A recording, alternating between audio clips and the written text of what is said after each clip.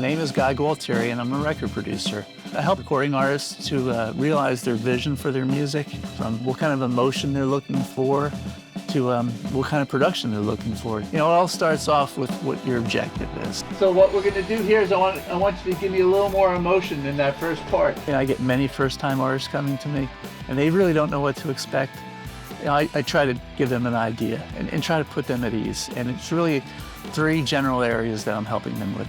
It's the creative aspect, it's the technical aspect, and it's the industry aspect. The creative is from the songwriting perspective.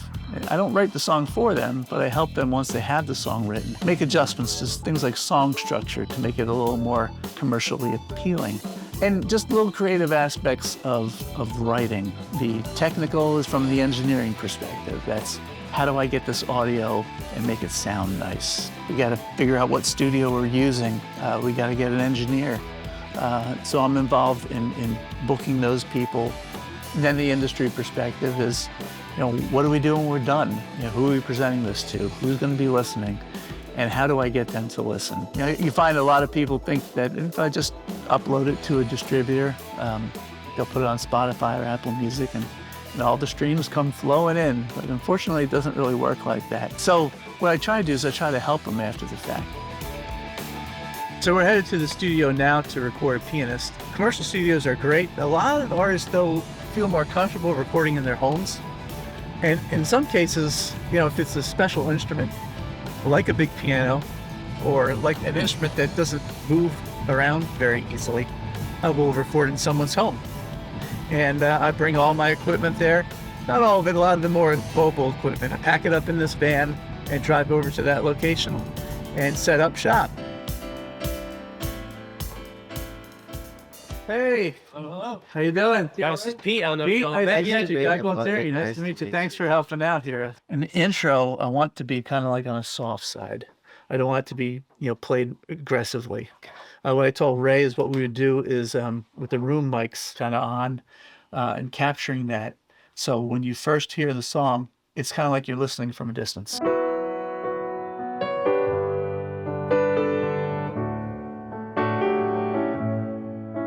I think what makes me unique is my ability to listen.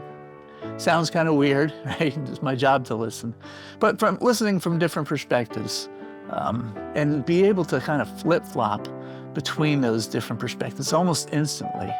For example, listening from the perspective of the songwriter. I think I bring another element to that. I can also listen from an engineer's perspective, a technical perspective, and listen to it and say, well, you know, the dynamics here don't sound right. Maybe it's too sibilant in some areas. And I can also listen from the perspectives of the musician, the guy playing the piano or the gal playing the guitar. Go behind the beat on that one a little bit. Okay. So many tears that somehow never dry. No. Was that a C? It's E minor. So many tears that somehow never dry. Got it. Perfect. And the last perspective that not many musicians have is the ability to listen from a business person's perspective. Okay, is this going to sell? Going back to the early 80s, you couldn't afford a home studio. So I would actually use a dual cassette player, and I used to, you know, keep overdubbing sounds from one cassette to another cassette and try to make recordings. It sounded terrible, but that was my first experience into this. Some of my big influences were not really artists, they were more producers and engineers. Sean Slade, he was one of my mentors in school. He worked with bands like Radiohead. He taught me so much about, again, how to be a listener and just sit back and enjoy it. Because if you can do that, then obviously you know, somebody without a musical background will be able to do it as well. Awesome, that's a wrap. After we're all done, you know, it's my goal to have the artist feel good, really good about what they just did. You know, and you want to, you know, put your best effort forward and make sure that, you know, when you do present this to people, that not only do they like it, but, you know, they're willing to say, hey, I like this so much, I'm going to share it with somebody.